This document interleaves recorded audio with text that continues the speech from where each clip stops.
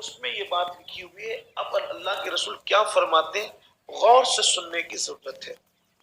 اللہ کے رسول علیہ السلام فرماتے ہیں جو تمہارے بدن میں کھجلی ہوتی ہے، کبھی پیر کھجا رہا ہے، آپ کا ہمارا کھجاتا ہے، کبھی سر کھجا رہا ہے، کبھی پیٹھ کھجا رہی ہے، آقا فرماتے ہیں اگر بدن میں بھی کھجلی ہوتی ہے تو وہ گناہ کی وجہ سے، ہم سے کوئی گناہ سرزد ہوتا ہے تبھی ہمارا جسم کھجلاتا ہے.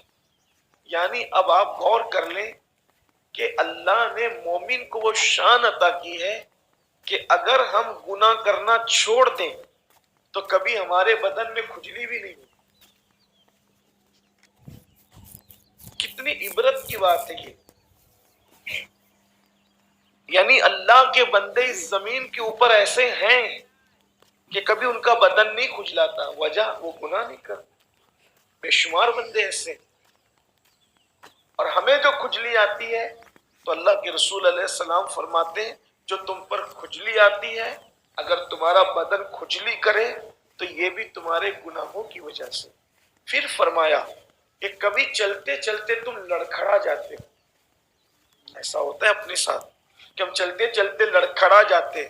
اللہ کے رسول علیہ السلام نے فرمایا یہ جو چلتے چلتے تمہارے قدم لڑکھڑاتے ہیں یا تمہارے پیر ڈگمگاتے ہیں تو وہ بھی تمہارے گناہوں کی وجہ سے. اس کا مطلب یہ نکلتا ہے کہ اگر ہم گناہ کرنا چھوڑ دیں تو کبھی ہمارے پیر چلنے میں بھی ڈگمگائیں گے نہیں انشاءاللہ. یہ مومن کی شان ہے، اور قوموں کی بات نہیں ہو رہی، یہ مومنوں کی، ایمان والوں کی بات ہو رہی ہے. دوسری قوم تو کلمہ ہی نہیں پڑھے ہیں تو ان کا تو سونا بھی گناہ ہے. مسلمین میں تو بھی وہ کفر میں تو گناہ ان کا مسلسل لکھا جا رہا ہے.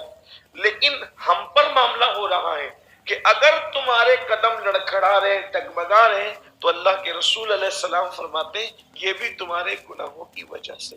پھر فرمایا اللہ کے رسول علیہ السلام نے کہ کبھی کبھی اپنی آنکھیں نہیں پھڑکتی ہے، کبھی کبھی جسم کا حصہ نہیں پھڑکتا ہے، کبھی رگ نہیں پھڑکتی ہے، تو اس پر ہم لوگ کیا قیاس آرائیاں کرتے ہیں کہ سیدھی آنکھ پھڑکے گی تو خوشی ہوگی، الٹی آنکھ پھڑکے گی تو غم ہوگا، یہ ہوگا وہ ہوگا.